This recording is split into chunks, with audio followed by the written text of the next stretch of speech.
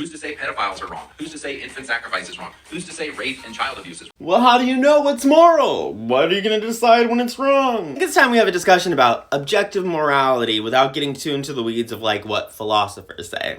Similarly, had the Nazis won World War II, that would simply be part of our evolution, and you can't say that Nazi morality is wrong. Christians, not only Christians, but Christians often argue that the Bible is a set of morals, and without it, you wouldn't have any answer of what is right and what is wrong. The argument you'll sometimes hear is kind of like what this guy says. If you ever want to see the atheist worldview completely collapse, ask them this simple question. Oh man, here it comes. Is pedophilia objectively wrong?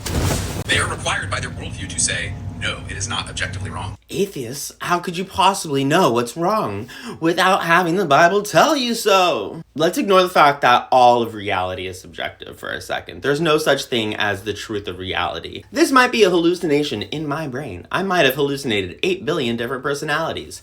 We don't know. I'd be getting into the weeds of philosophy, and we don't want to do that. Let's roll it back a little bit and discuss what is sin. There is no real line of what is sin, but most Christians would argue that it's anything that's inside the Bible that God says not to do. Anything that's Torah or New Testament that's considered a law or request of God. And oh boy, do we run into troubles right there, because pedophilia is not a sin. Not according to the Bible. In fact, it's actually encouraged, especially if you're going to go to another village and kill them all. And then you have to take the virgins as concubines. Yeah. And of course, there's the entire scholarly debate of whether Mary was even of a pubescent age when she became pregnant with Jesus. She might have been too young. Okay, so the Bible is not a good place to look for morality, which is another reason why you shouldn't use it to say that gay people are immoral. Instead, where should we be getting our morality from? Especially because different societies, even different states, have different laws. The question then is not what is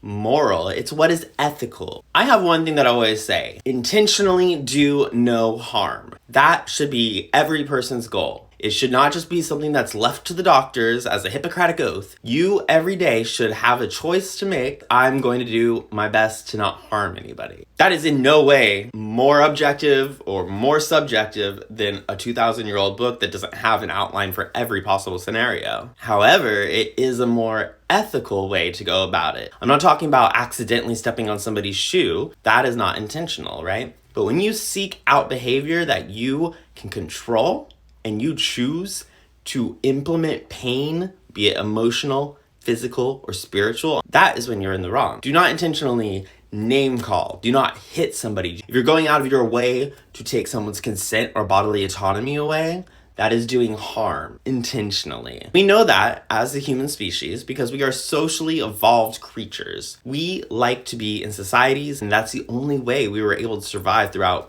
our entire history as humans. We have to build together. A book telling you not to? If that's the only thing that's keeping you from committing crimes, then you don't understand what morality is in the first place. It is built into our brain chemistry.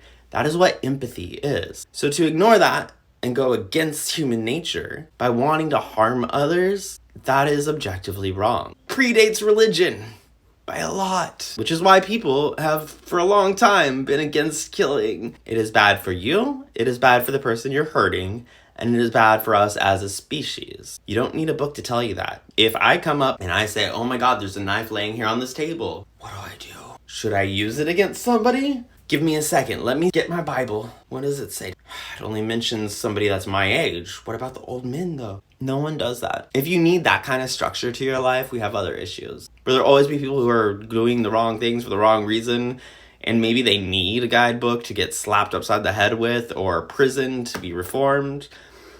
Probably, because people are just sometimes the worst. We need to start educating people from a time they are young to not want to hurt others, whether it's in the book or not. Don't hurt other people. To be a... Okay, bye.